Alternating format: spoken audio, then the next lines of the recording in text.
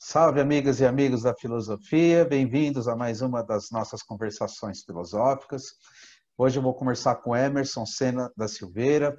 Ele é professor da área de Ciências da Religião na Universidade Federal de Juiz de Fora. Tem uma pesquisa já de longas décadas sobre esse assunto.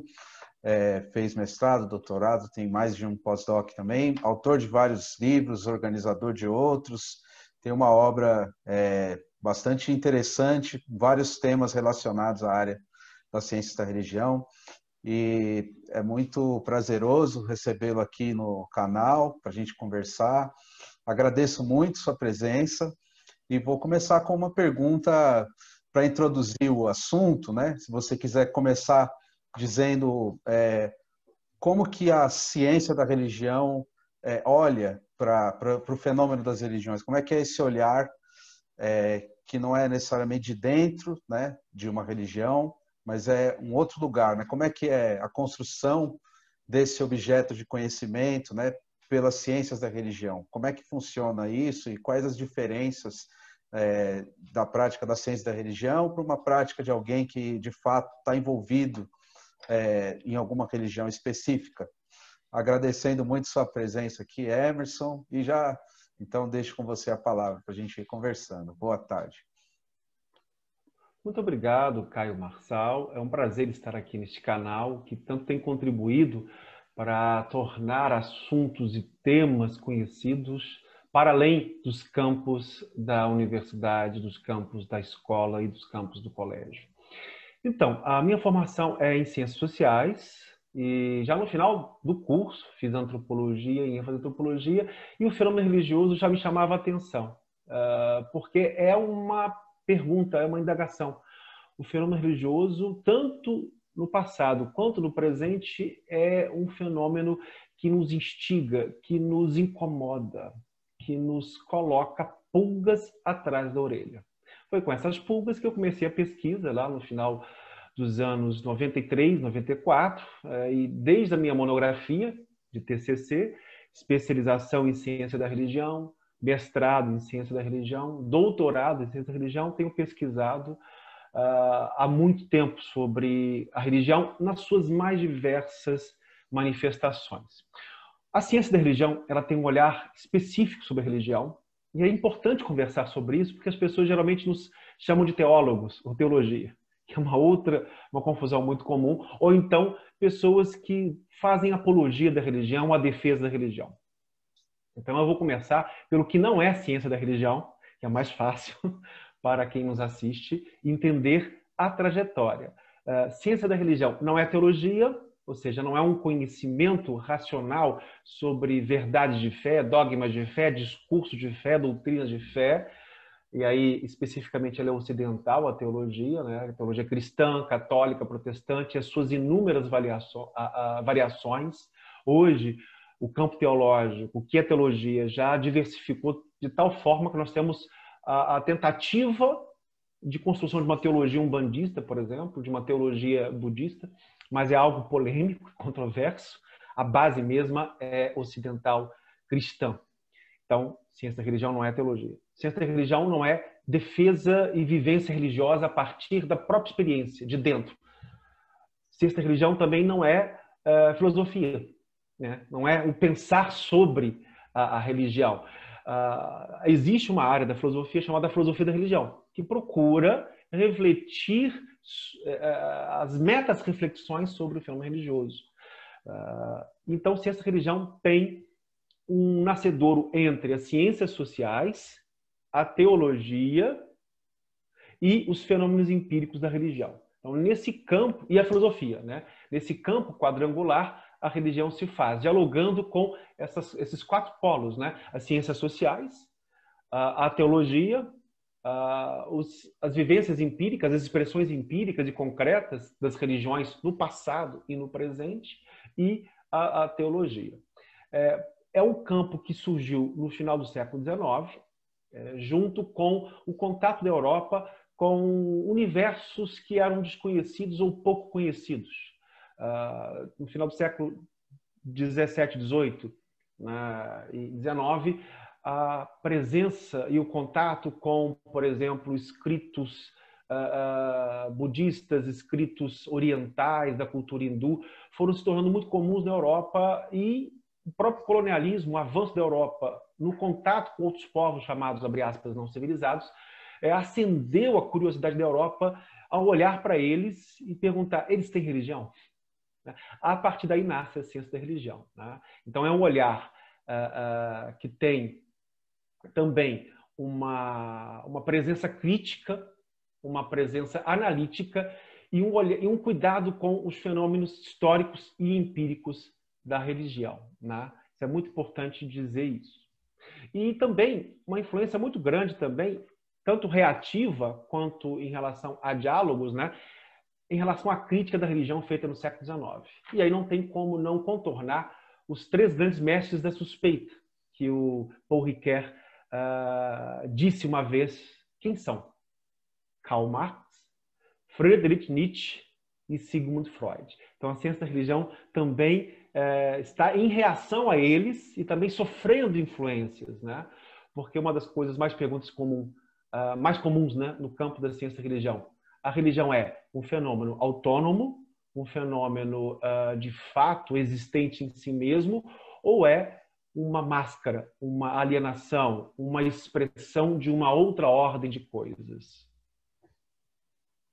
Seria mais ou menos assim, essa primeira diálogo que eu estabeleço com você.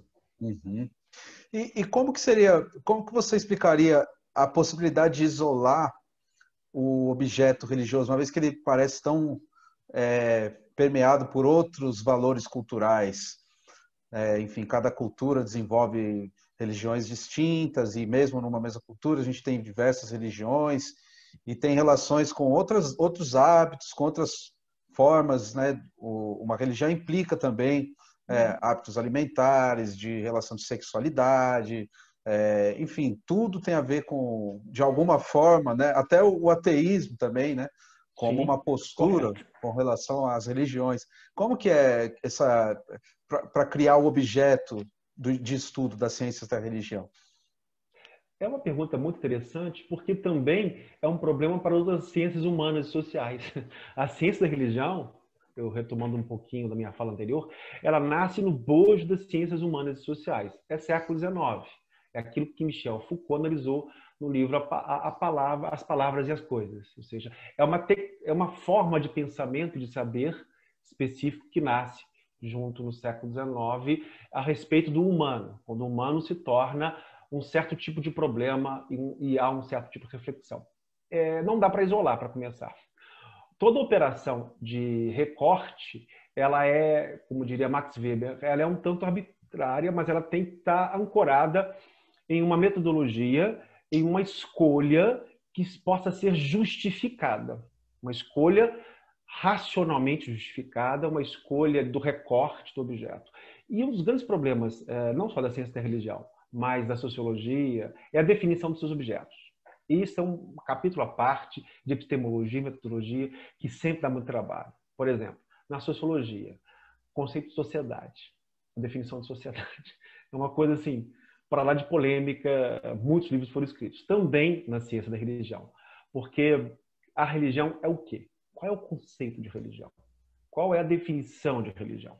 Então, nós temos um assunto muito vasto, cheio de labirintos, cheio de meandros, definições e teorias, Por isso é que eu estabeleci uma distinção entre a vivência religiosa, daqueles que vivem a religião, e o conhecimento que se faz sobre essas vivências e experiências históricas. Uma primeira definição, que é muito comum que a gente ouve, e aí eu vou tentar caminhar na ideia de uma coisa mais apofática, ou seja, o que não é, porque o que é muito mais difícil de definir, não é? Uma das coisas, os conceitos mais comuns que a gente ouve, inclusive de senso comum, é que a religião é o religare, é a ligação entre uma dimensão e outra. Essa definição, embora comum, ela é muito ocidental e cristã. Ela nasceu no século IV e V com Agostinho de Hipona, Santo Agostinho, que viveu no norte da África, um filósofo muito importante, que fez a tentativa de diálogo do grande cabedal da cultura grega helênica e a herança judaico-cristã. né? Tem importantíssimas reflexões e impactos sobre a nossa cultura ocidental como um todo. Mas o conceito, o significado da palavra religião, ele é muito vasto. Por exemplo, não é muito comum falar e abordar, no mundo romano, religião significa religio. O que era religio? Era cumprir os deveres do cidadão, do ser cidadão, de forma muito escrupulosa. Isso incluía tanto os rituais civis quanto o que a gente chama hoje de rituais religiosos, o culto aos lares, o culto aos deuses. Por isso que as pessoas falam, nossa, você chegou na hora, você está religiosamente dentro do horário, né? Essa é uma expressão. Então, na verdade, religião, a gente pode abordá-lo como uma forma específica de existir no mundo, como um discurso, uma linguagem que fala de outras realidades, que podem ser transcendentais, podem ser imanentes, podem ser internas. Então, a religião sempre está apontando para algo que vai além da própria realidade na qual ela vive. Essa realidade ela pode ser a tradicional judaico-cristã, os deuses, o Deus do céu, Jeová, ou ela pode ser imanente, né? Toda uma tradição filosófica inclusiva, com Baruch Spinoza, né? Deus é a natureza é Deus, né? O panteísmo. Ela pode ser também mais interiorizada, como nas religiões New Age, as religiões do Self. Então, é uma definição provisória. Quem trabalha muito a crítica das definições, muito boa, é Talal Assad. É um antropólogo saudita. Ele vai mostrar como a construção do objeto religião está ligado à história de constituição dos Estados nacionais na Europa, do mercado, a forma de locar a religião na vida social. Para os povos indígenas, por exemplo, não faz sentido você perguntar religião. Se você perguntar para um povo indígena, autóctone, aborígene, ou chamados agora povos originários, qual é a religião deles, eles vão olhar para você e dizer, não sei o que é isso. Porque, neste caso, o que nós chamamos de cosmo, de deuses, está tão unido à vida deles que eles não separam esse tipo de crença e valor da sua vivência cultural. Nós, ocidentais, separamos. E aí tem uma longa história, né, por conta do porquê separamos a religião como algo, como uma esfera de valor, uma esfera dentro da realidade, junto com outras esferas, né? Quem trabalha muito bem isso é Max Weber. Nos textos, ele foi um grande sociólogo e também um pensador, né? Economista também. Ele trabalha com a ideia de esferas de valor. O mundo ocidental vai criando esferas, campos de valor, campos de ideias, campos de práticas e crenças com competências. O texto que eu me refiro é o Rejeições Religiosas no Mundo, onde ele vai elaborar a teoria das suas esferas de valor e vai colocar a religião como uma esfera em confronto com outras, em confronto em aliança. Né? Sempre é uma relação sempre dúbia, sempre de mão dupla. Né? No caso, para Weber, a sexualidade, a afetividade, a economia, a política e a ciência e o conhecimento e a arte e a religião. Então, são 5 esferas de valor que estão aí junto com a religião, formando o que o Ocidente conhece como setor religioso, religiosidade. Né? E dentro da ciência da religião temos diferenças. Em geral, a palavra religião suscita a ideia de estrutura, de valores, de instituições. Religiosidade, por exemplo, é um termo que é mais ligado a vivências pessoais, subjetivas da fé. E um outro termo muito comum que o campo da ciência da religião tem trazido é espiritualidade, que já vamos aí para uma outra relação, uma outra discussão.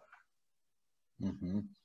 Muito, muito bom. Eu fiquei pensando aqui como o Brasil é um campo extremamente vasto, né? Como que é a especificidade desse tipo de estudos num país que é tão diverso, tão grande, com tantas matrizes diversas de cultos e religiões, e até, inclusive, algumas próprias, né? Como o próprio Umbanda e outros. Eu não sei se o termo sincretismo é bom, eu até queria, se você pudesse falar um pouco desse termo, né? Tem muitas críticas, eu mesmo não gosto muito. Como que é também essa ideia do sincretismo religioso? Na verdade, daria até para fazer uma história dos conceitos, né? Seria interessante, uma filosofia histórica dos conceitos, uma história dos conceitos. O conceito de sincretismo ele é muito polêmico, alguns detestam, outros o amam, né? Mas tem a ver com o contato de culturas e expressões religiosas junto com as vivências históricas concretas de cada país, de cada região, né? E isso gera produtos específicos, como a Umbanda, que podem se internacionalizar, se transnacionalizar. Elas se transnacionalizaram, por exemplo. Foram para o Cone Sul, Uruguai, Argentina, estão também fora. A gente esquece também que há filiais de templos de Umbanda fora do Brasil, porque a religião acompanha a diáspora humana, a diáspora dos homens e dos povos pelo globo e o contato desses povos para onde eles vão. As nossas religiões afro-brasileiras, elas têm as suas heranças dos ancestrais africanos, da celebração dos orixás, dos voduns, dos inquices, né, que são os vários nomes, várias características, né, não dá para aprofundar aqui, mas pelo menos para o nosso assistente ter uma ideia do que de fato significa essa grande experiência da religião. E a religião está misturada com as questões terrenas, históricas, sociais, com gênero, com sexualidade, com política, com cultura. Então, a ciência da religião, ela vai olhar para esse objeto de religião, vai tentar construí-lo, porque não existe dado. Aliás, em ciências humanas, não existe objeto pronto, como em outras, supostamente em outras áreas. Porque hoje também, com as filosofias da ciência mais específicas, Bruno Latour e outros, eles vão perceber também que os objetos que para nós existem naturalmente nas outras ciências, na verdade também são frutos de construção do olhar, frutos de construção de métodos e técnicas para identificar, abre aspas, esse objeto, né? E o campo aqui da ciência da religião, especificamente no Brasil, é bom dar toques históricos, né?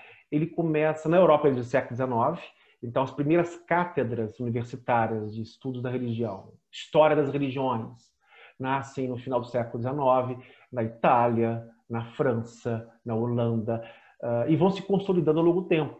Tanto é que, no interior da obra de grandes sociólogos e pesquisadores, pensadores como Emile Durkheim e Max Weber, o termo ciências da religião aparece.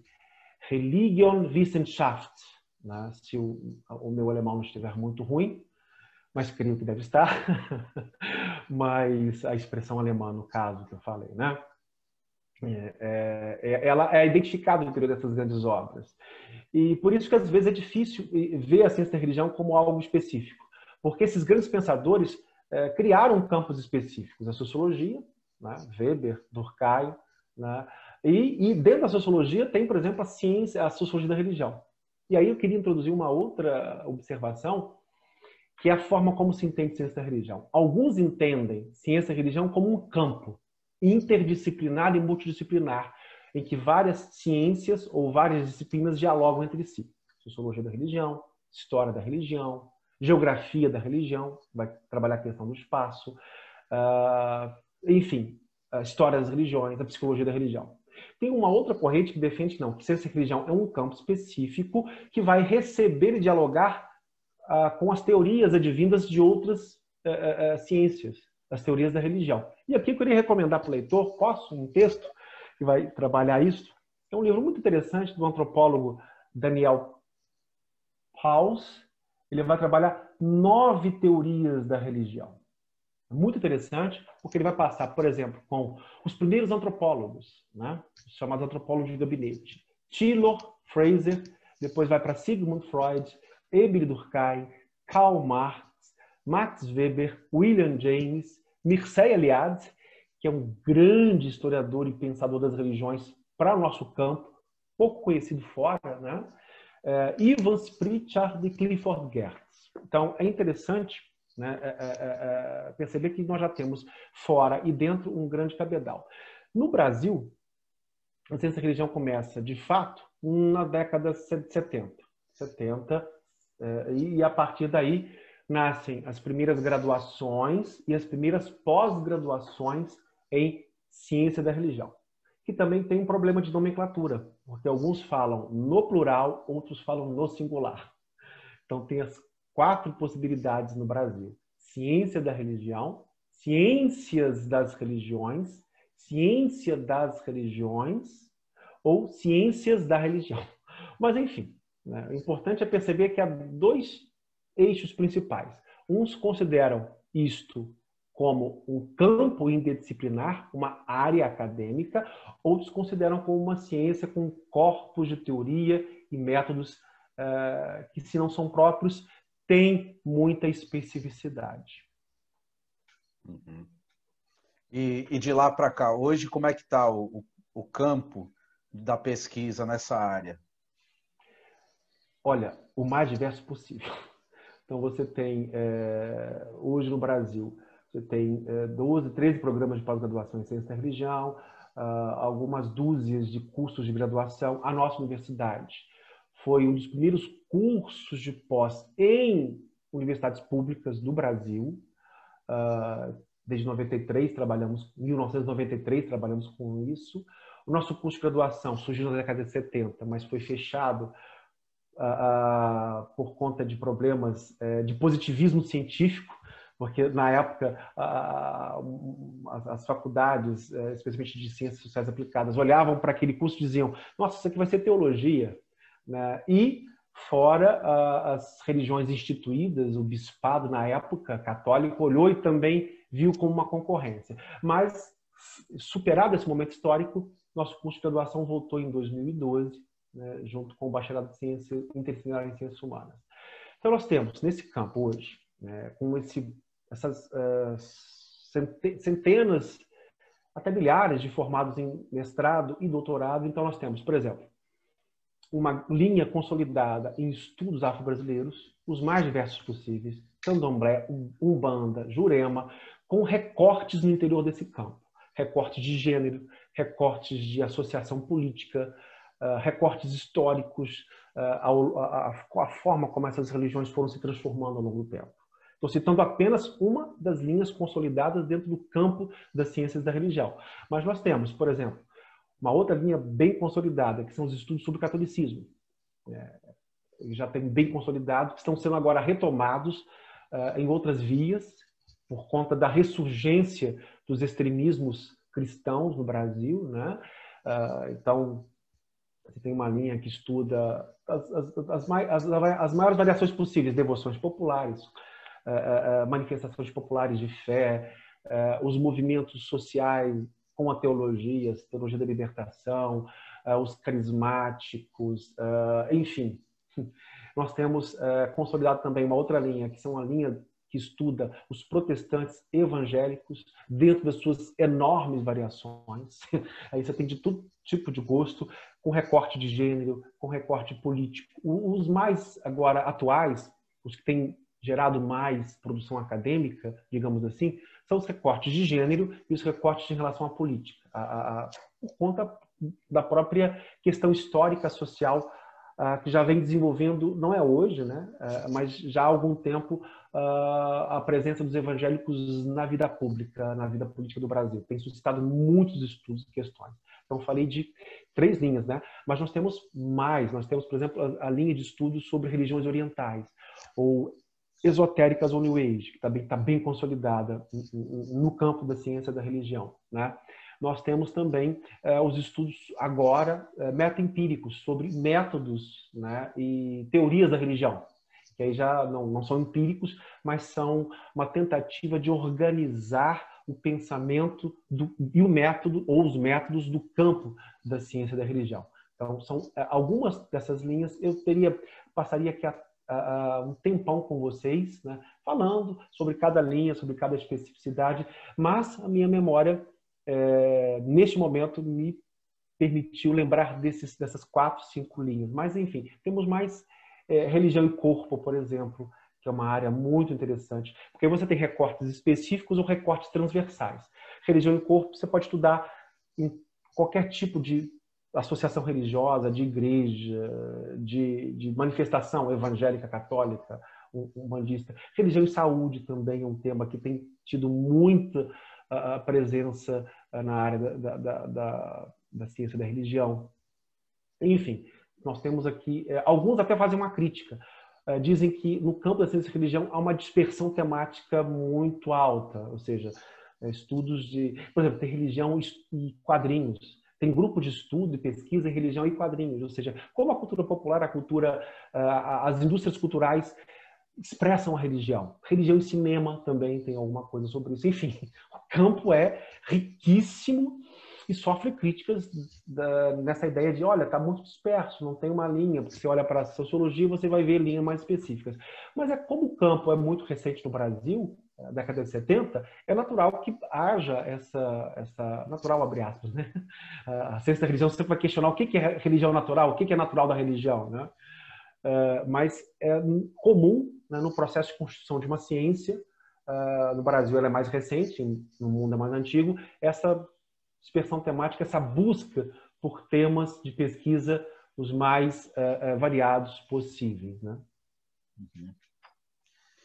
E uma coisa que eu fiquei me perguntando aqui, como que é o outro lado? Porque então tem um ponto de vista da ciência das religiões e tem as religiões, todas elas, né? Como que funciona o outro lado, a relação entre esse olhar e o que é praticado de fato pelas religiões, pelo fenômeno religioso, a experiência religiosa subjetiva ou coletiva, mas como que é essa relação? Olha, uma belíssima pergunta, dá para escrever teses e livros e investigações em cima dela, porque é sempre uma relação complicada, porque ela também ela passa por outras disciplinas e ciências. A sociologia da religião tem o mesmo problema, a antropologia da religião tem a mesma questão, né? É sempre são dois tipos de olhar bem distintos, né? O olhar de quem vive religião é o olhar, por exemplo, de quem vive a sua fé, de quem acredita nas suas crenças, sejam elas quais forem. Diabos, orixás, deuses, reencarnação, energias. E a ciência da religião sempre vai ter um olhar que reconhece isso, por um lado, sim, mas ao mesmo tempo procura entender e explicar ou dialogar com esse olhar. É sempre um encontro desencontrado e um desencontro encontrado. Porque se as duas se equivalem, elas se anulam. Se os dois olhares se equivalem, eles vão ser o mesmo. E a ciência da religião não tem nenhum objetivo de conversão, de pregação de fé, de dogma de fé, etc. e tal. Isso, algumas religiões gostam e propõem isso. Mas é sempre o olhar da ciência da religião é sempre um olhar que provoca incômodas, muitas vezes no próprio quem vive a religião como alguma coisa de fé. Mas há, por exemplo, exemplos de gente que transita entre um campo e outro. Muito comum, por quê? Porque, por exemplo, a formação, por exemplo, teológica na Igreja Católica permite a inserção disso, né? Esse diálogo, né? Pessoas que são viventes da religião entrarem para o campo da ciência da religião ou das ciências humanas, né?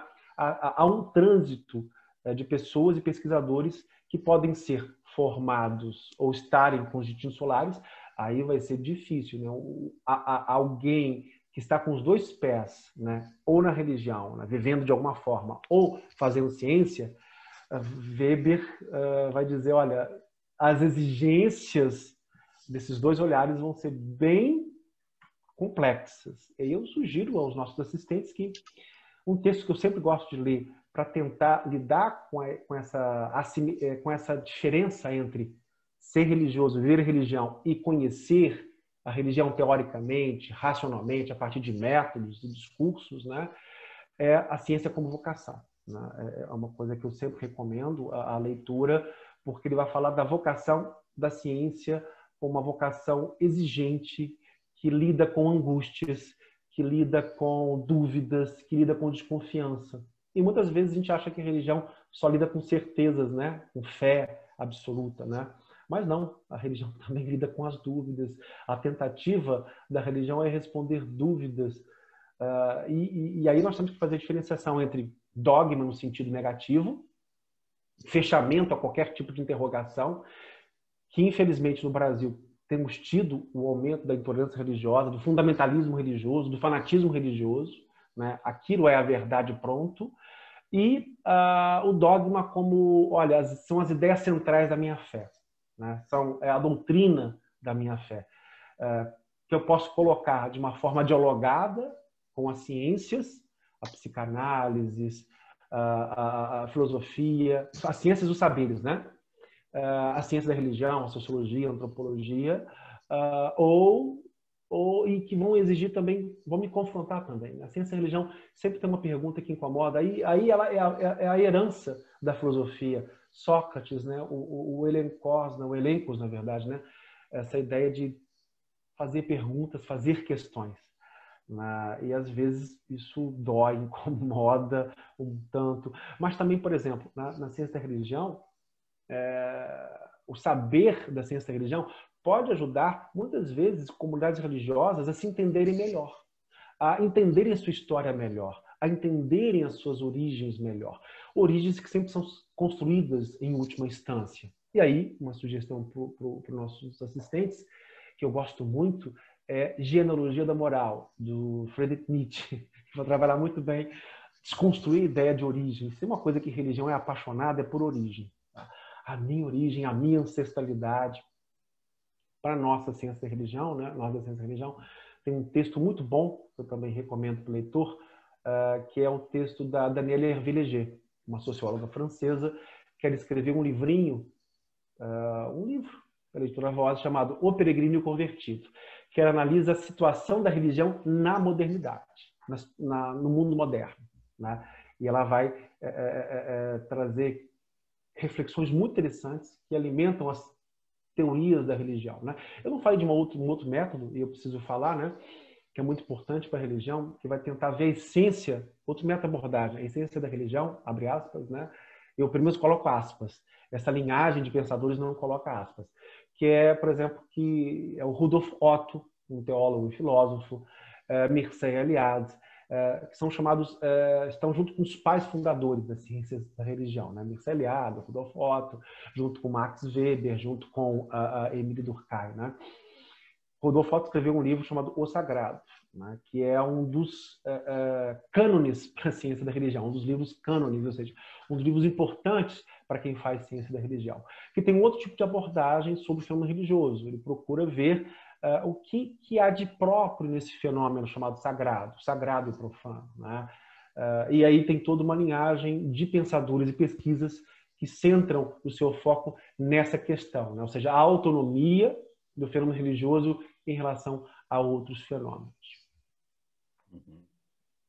E voltando novamente para o Brasil, você falou da questão que é muito estudada hoje, a relação com a política, mas também tem a relação com esses negacionismos todos que a gente vem vivendo hoje, a questão da crítica, da construção do conceito de verdade. Como que você vê esse tema?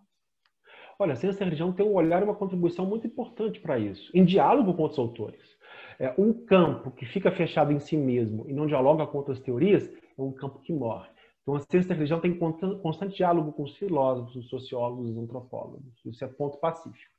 Agora, para entender o que está acontecendo hoje, a ciência da religião ela vai olhar, por exemplo, para Michel Foucault, olhar para Karl Marx e perceber o quanto a religião está atravessada por esses fenômenos, o quanto a religião ela pode ser também ideologia, justificativa de hegemonias, justificativa de certas ordens.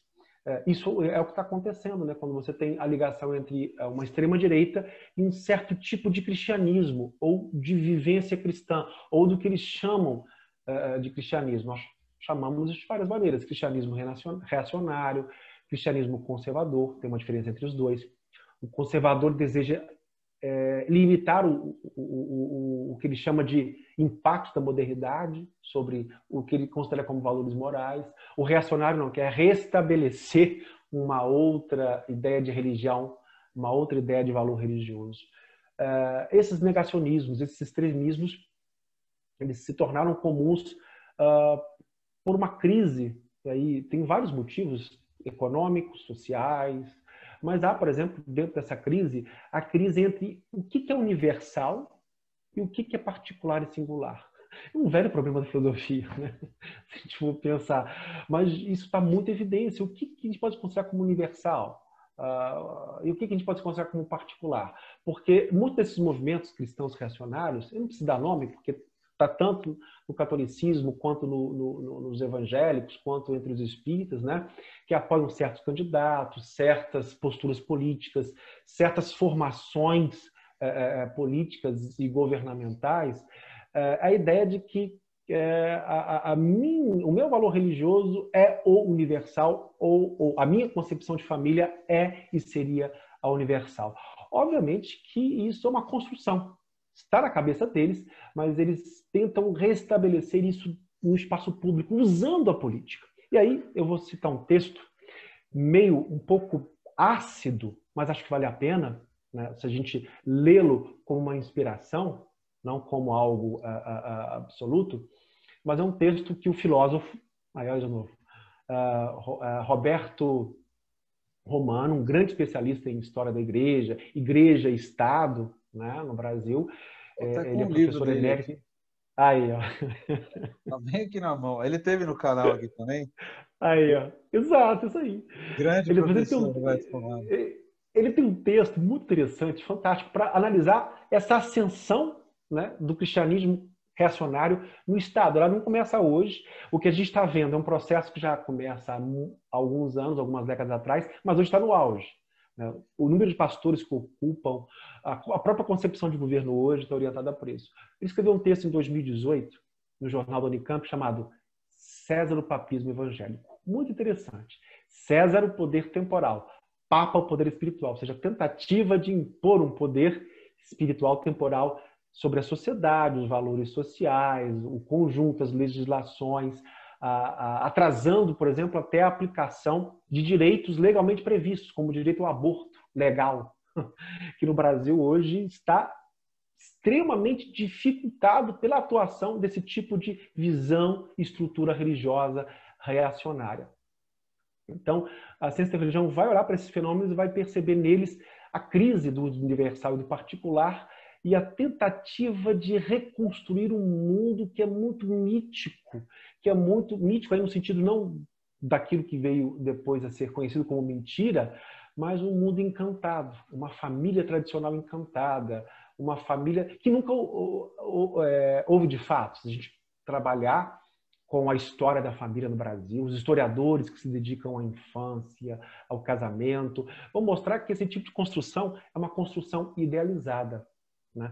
E isto é posto como se fosse o universal e um absoluto e o que é pior do ponto de vista do impacto sobre a nossa laicidade. Nosso Estado é laico, desde a proclamação da República, 1889, a primeira Constituição, 1891, que limitou o poder religioso, e eu acho importante entender os processos históricos, embora as religiões sempre as igrejas, a católica em primeiro momento, depois as evangélicas em segundo momento, sempre tentassem interferir e atuar junto ao Estado para fazer avançar as suas pautas e recuar pautas ligadas a outros movimentos sociais, movimentos culturais. É muito importante perceber nessa dimensão da atuação deles, essa tentativa de estabelecer um universal que é uma construção, né? Que é algo que a ciência da religião também vai tentar entender o que universal é esse, o que vocês chamam de família heterossexual, patriarcal, como a normal, a absoluta, a necessária. Né? E, enfim, são campos assim, muito interessantes de debate e conversa que vão gerar o incômodo. A ciência da religião ela tem como as suas ancestrais, né, a filosofia e as ciências sociais, a vocação de interrogar, de trazer dúvidas, de trazer verdades provisórias. O que é uma verdade provisória? Né? É uma verdade que pode ser passível de interrogação. Os movimentos fanáticos, fundamentalistas, não admitem o ponto de interrogação. Eles querem tirá-lo e removê-lo da gramática social, inclusive da gramática discursiva. Né? E isso é algo que a gente está vivendo atualmente no Brasil. Né? É um problema muito sério. Além de ser um objeto de estudo, é um problema muito sério, porque se coaduna com a estrutura do capitalismo atual, financeiro. E aí tem todo um diálogo dos autores da ciência da religião para perceber como esse tipo de estrutura religiosa se casa com um tipo de estrutura política e econômica que vivemos hoje. Isso daria uma outra conversa. Vamos parar neste momento, porque senão a gente vai continuar. É uma pena, mas seria objetos para outras conversas infindas aí. Muito bom. A ideia aqui é essa, é abrir fendas, né, no mundo digital para que as pessoas possam elas mesmas irem atrás, né? Quem acabar porventura assistindo esse vídeo depois pode, né, ter referências de como buscar outras coisas depois. Eu gosto de deixar na descrição do vídeo também link para textos e coisa e tal. Até se você quiser falar aí para a gente fazer uma última pergunta sobre suas publicações, as mais recentes, aí para o pessoal também saber que você tem publicado e tudo mais. Eu tenho as minhas 3 últimas publicações recentes, eu organizei esses livros junto com outros colegas, organizadores, e também escrevi um capítulo nesses livros, né? É uma chamada, de 2018, chamada Como Estudar as Religiões, da editora Vozes. É uma tentativa de reunir métodos e técnicas de estudo da religião, né? Ela está aí à disposição de vocês. Eu quero estudar religião, quais os métodos, quais os olhares, por onde caminhar para recortar para construir o recorte e com ele construir o objeto. Tem esse livro. Um outro livro que eu trabalhei também que me deu muito prazer é Narrativas Míticas, análise das histórias que as religiões contam. As religiões sempre contam histórias de si, do mundo, dos afetos, desafetos, das estruturas, das relações sociais, familiares, cósmicas, econômicas, políticas, sexuais, ecológicas, espirituais, interiores, exteriores, transcendentes, imanentes, e por aí vai. É uma análise, e aí a gente tem blocos sobre os monoteísmos, os orientalismos, os afro-brasileiros. São 3 blocos principais dessa publicação, Narrativas Míticas, junto com a professora Dilane Sampaio, eu organizei esse. E a última publicação mesmo é de 2020, com Sérgio Junqueira, um grande pesquisador estudioso do ensino religioso, da ciência da religião, da conexão entre os dois, ensino religioso e ciência da religião. Então é um livro chamado BNCC, Ensino Religioso na BNCC, Teoria e Prática para o Ensino Fundamental, que é uma tentativa de trazer o conhecimento da ciência da religião à disposição do professor do ensino fundamental, com reflexões mais voltadas para a sua realidade, que é uma realidade muito difícil, muito complicada, porque as pessoas confundem ensino religioso com ensino de uma fé, ou com catequese, ou com escola dominical. Não é. Não é. É o olhar sobre as religiões, sobre o fenômeno religioso, e esses são algumas das minhas últimas publicações.